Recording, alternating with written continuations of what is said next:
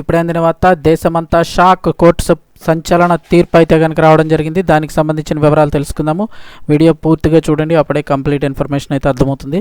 అలాగే ఇంకెవరైనా మన ఛానల్ సబ్స్క్రైబ్ చేసుకోకపోతే వెంటనే సబ్స్క్రైబ్ చేసుకోండి. ప్రభుత్వం నుంచి వచ్చే లేటెస్ట్ అప్డేట్స్ అన్నీ కూడా ఎప్పటికప్పుడు మన ఛానల్ ద్వారా మీకు తెలియచేయడం జరుగుతుంది.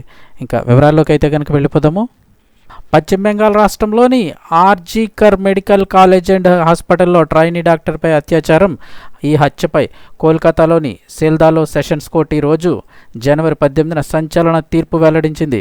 ఈ కేసులో నిందితుడు సంజయ్ రాయ్ని దోషిగా తేల్చింది. 160 పేజీల తీర్పులో కోర్టు అత్యాచారం, హత్య, మరణానికి కారణమయ్యే భారతీయ న్యాయ సంహితలోని సెక్షన్ల కింద రాయ్ను దోషిగా నిర్ధారించింది. ఈ కేసు విచారణలో మొదట సంజయ్ రాయ్ తాను నేరం చేశానని ఒప్పుకున్నప్పటికీ తర్వాత తనను ఈ కేసులో ఇరికించారని ఆరోపించారు. అయితే సాక్ష్యాధారాలన్నీ పరిశీలించిన తర్వాత సంజయ్ రాయ్ నేరం చేసినట్లు కోర్టులో తేలింది. సోమవారం ఈ కేసులో కోర్టు శిక్షల పరిణామాన్ని ప్రకటించే అవకాశం ఉందంటున్నారు. కోల్కతాలోని ఆర్జీకర్ హాస్పిటల్ మెడికల్ కాలేజీలో ట్రైనీ వైద్యురాలి ఘటన యావత్ దేశాన్ని దిగ్భ్రాంతికి గురిచేసింది. ఈ ఘటన దేశవ్యాప్తంగా తీవ్ర ఆగ్రహానికి గురిచేసింది.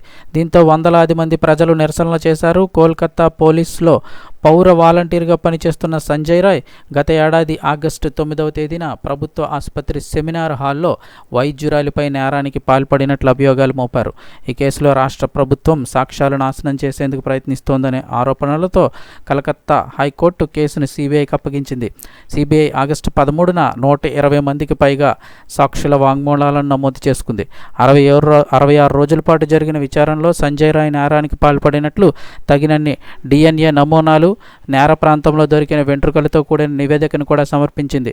ట్రైనీ డాక్టర్ను అత్యాచారం చేసే సమయంలో నిందితుడి శరీరంపై 5 గాయాలు కనిపించాయని సిబిఐ తరపు లాయర్ కూడా వెల్లడించారు.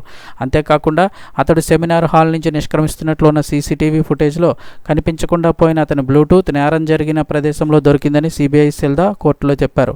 ఇక సోమవారం నాడు దీనిపై తీర్పు వచ్చే అవకాశం ఉంది.